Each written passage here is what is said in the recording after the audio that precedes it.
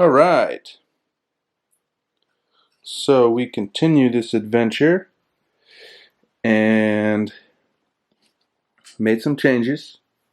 If you missed the first video, I am recreating the Ringo's drum sound on Come Together, which has been a really fun project, dissecting all the miking techniques and the drum tuning, and it's very, very interesting. So we changed the bass drum mic to a D112, which is a mic I usually don't love on the bass drum, but for this it actually gives you that sort of flabby sound that we need.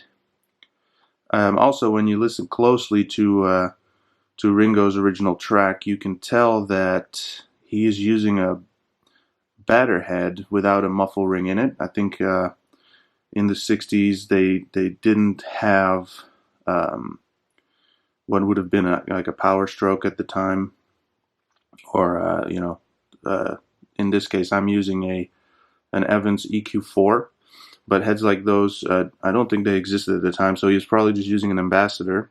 So you can kind of hear the head, kind of the flabby sound of the head, which is hard to replicate with a head like this. I don't have a single ply head without a muffle ring.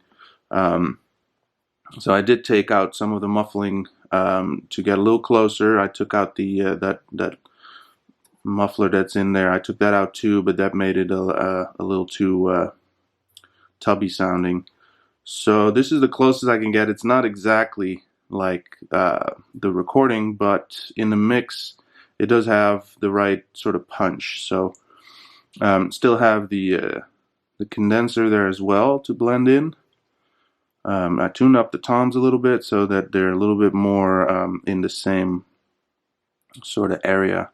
Especially that first tom is actually pretty high when you listen closely to the original. What else? Oh yeah, once again, that Beta 52 is not being used. It's just in there for when I use this drum for local shows. I didn't want to take it out. It's not really in the way, so I left it in. Same with this ride cymbal mic. It's there because I normally have that set up, but we're not using it. What did I change? Oh yeah, the overhead. Since they were really only using dynamic mics, I figured that would definitely get me closer, and it did. It is interesting though that when you listen to the tracks, most of the drum sound is really just the hi-hat mic and the toms. The kick is only blended in pretty subtle, and the snare also, that pop from the snare is really coming largely from the hi-hat mic, which is very surprising. Another thing I noticed was that there's no bottom head on the floor tom, so I took that off. And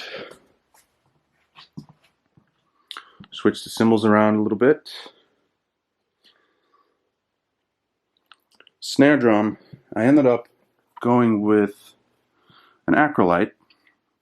My guess is that Ringo used a Superphonic, so this will get you pretty close. Tried a bunch of wooden snare drums, but they didn't really give me that sort of crack, sort of a dry crack that that aluminum gives you, especially since we're miking from the bottom. It's interesting how different snare drums really do sound different from the bottom. Speaking of, we went for a dynamic, since that is what they did also. So that condenser I was using definitely didn't work. Snare drum sound itself, towel full on the drum made it just completely dead. Even from the bottom, it just had no life. So I just don't think that they had a towel fully on the snare drum. So when I put it about 1/3 over the drum like this, that got me pretty much where I had to be. So that's what we're going with. What else? Room mics are still there. two of the R84s. They didn't actually use any room mics, but the band was in the room together, and whatever mics are on the other instruments or amps, they definitely kind of functioned as room mics for the drum kit. You can definitely tell in the full mix that there's a sort of a sense of space around the kit.